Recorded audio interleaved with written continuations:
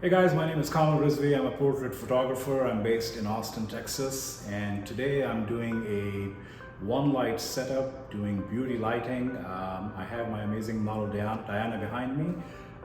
She's actually a makeup artist, and for your next project, consider hiring her. She's based in Austin.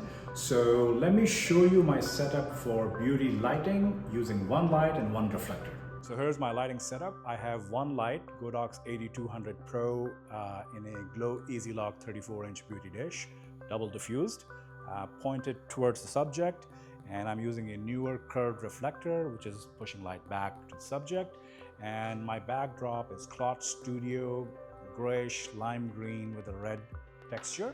I love their real canvas backdrops.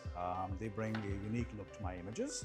So that's my setup. Let's see what we can create. Thank you.